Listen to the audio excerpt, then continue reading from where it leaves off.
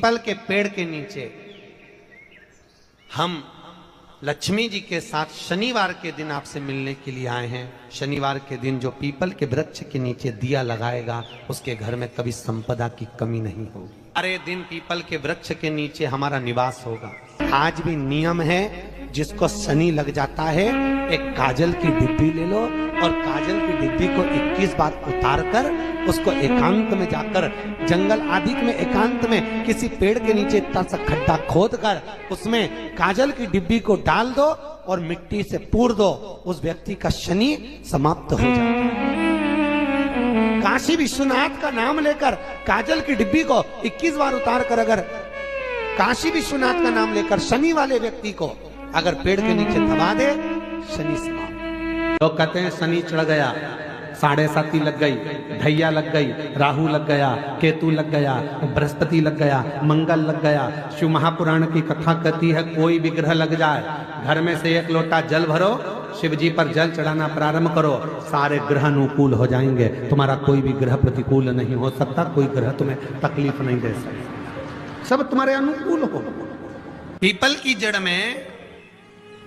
इत्र का जल, भगवान पीपल देव पिपलेश्वर महादेव का स्मरण कर कर पीपल की जड़ में अगर जल चढ़ा रहे हैं और मान लो शरीर में कोई कष्ट हो गया है, शरीर में कोई रोग हो गया है, कोई मालूम पड़े ये हाथ 4 दिन से दुख रहा है या 4 दिन से ये नस दब गई है या ये कमर दब रही है, तो आप 2-4 दिन कर देखो। कलश के अंदर जल में इत्र का थोड़ा सा भाग, पीपल की जड़ के नीचे आप उसका सींचन करिए पिपलेश्वर महादेव के नाम से। उस जल को थोड़ा सा भाग लेकर आ जाओ उसी में से जो चढ़ाया है, और उस स्थान पर जहां कष्ट है उसको लगाना। शनिवार के दिन जो पीपल के वृक्ष में सरसों के तेल का दीप लगाता है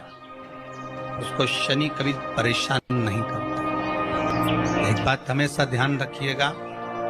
मान लो अगर कोई भारी रोग ऐसा शनि महाराज के कारण हो गया हो, अच्छे काम करते करते उल्टे हो रहे हैं, होते हैं किसी किसी के साथ में, विपरीत परिस्थितियां आ जाती है, अच्छा करने जाओ बुरा हो जाता है, अच्छा कर्म करने जाओ बुरा हो जाता है। तो पीपल के वृक्ष की जो छाल होती है,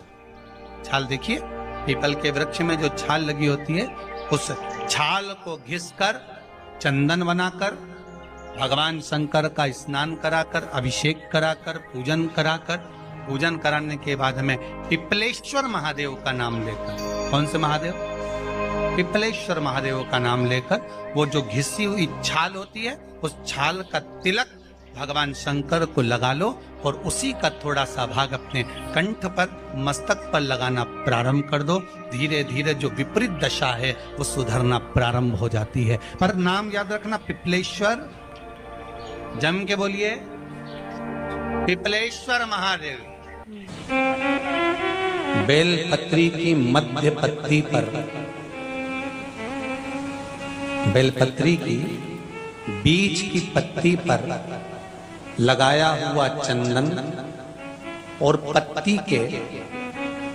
3 पत्तियों का जहां पर मिलन हुआ है उस जगह पर लगाया हुआ शहद शिव को जब चढ़ाया जाता है तो वो भाग्य की बेकार रेखा को भी बदल देता है, वो साधारण नहीं है। पिपलेश्वर महादेव का नाम लेकर तो ऐसा लगे कि ये शरीर का रोग तो समाप्त हो ही नहीं रहा, एक ना एक रोग चल ही रहा, ये रोग समाप्त होने का नाम ही नहीं ले रहा, समाप्त ही नहीं, ये तो समाप्ति की ओर जा ही नहीं रहा। फिर पिपलेश्वर महादेव का नाम लेकर, पिपलेश्वर महादेव का नाम लेकर कुछ भी मीठा जो बना सकते हो,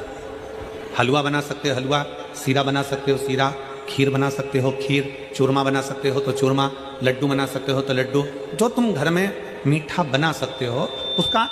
केवल 7 ग्रास का अन्न, कितने ग्रास? जम के बोलो जरा,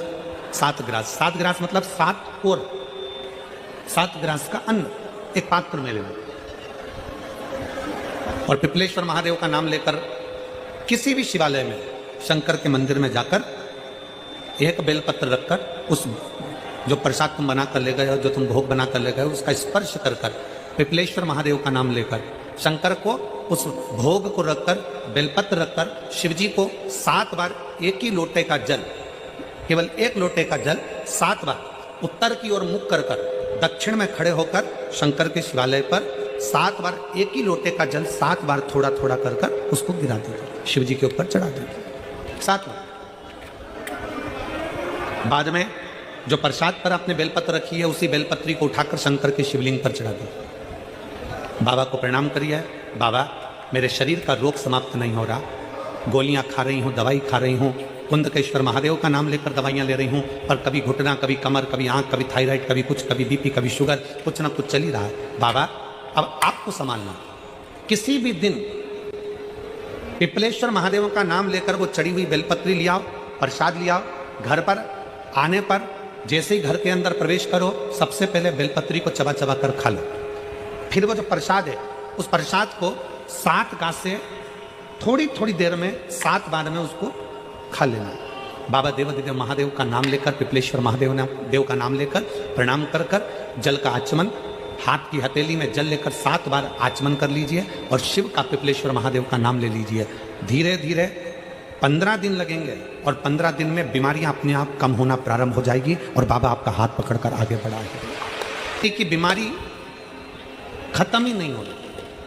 कभी पाँव में दर्द आ गया, कभी कमर में दर्द आ गया, कभी पीठ में दर्द आ गया, कभी सिर में दर्द आ गया, कभी आंखों में तकलीफ हो गई, कभी दमा चलने लगा, सांस चलने लगी, कभी डॉक्टर को दिखाया तो थायराइड हो गया, कभी मालूम पड़ा कि मेरा कोई ब्लड कम हो गया, कोई प्लेटलेट कम हो गई, कोई कुछ हो गया, कोई कुछ हो गया।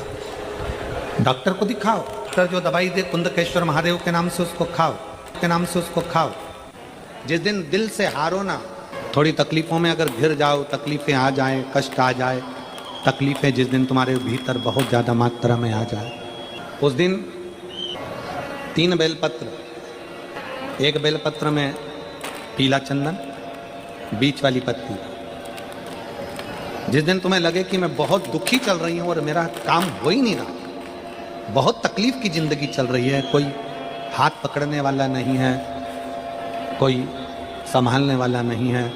और बहुत तकलीफ हो रही, बहुत तकलीफ। उस समय पर एक बेलपत्री के बीच वाली पत्ती पर पीला चंदन, दूसरी पत्ती पर लाल चंदन और तीसरी पत्ती पर 11 चावल गीले, पानी में उसको थोड़ा सा भिगो लें या धो लें, 11 चावल गीले शिव जी की उस पत्ती पर रखिए। सबसे पहला पीला चंदन का बेलपत्र, दूसरे नंबर पर लाल चंदन का बेलपत्र, तीसरे नंबर पर जो 11 चावल आपने धोकर रखे हैं वो हाथ की हथेली में रखना है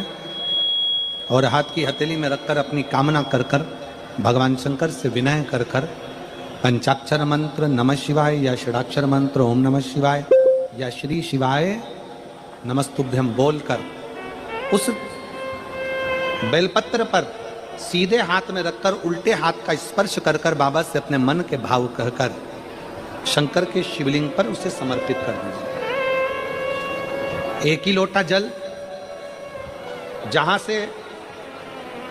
जल बहता है अशोक सुंदरी वाली जगह, एक ही लोटा जल, जहां से जल बहता है उस जल बहने वाली जगह पर 3 बार उस जल को अपनी कामना कर कर श्री शिवाय नमस्तुभ्यम या पंचाक्षर मंत्र या षडाक्षर मंत्र बोलकर 3 बार उस स्थान पर गिरा दीजिए। गिराने के बाद में बाबा से विनय कर कर अक्षत वाली जो बेलपत्र है,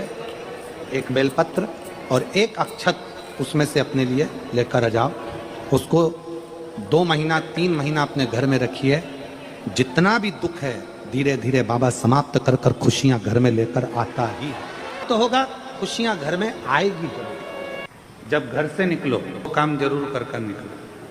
पहला, घर में जो भगवान का मंदिर है, घर में जो भगवान का देव स्थान है, देवालय है, शिवालय है, उसको नमन करो, प्रणाम करो, विनय करो। दूसरा, घर से निकलते समय अपने घर का जो बुजुर्ग हैं, अपने घर के जो बड़े हैं, उनको नमन करो, उनको प्रणाम करो। एक परमात्मा का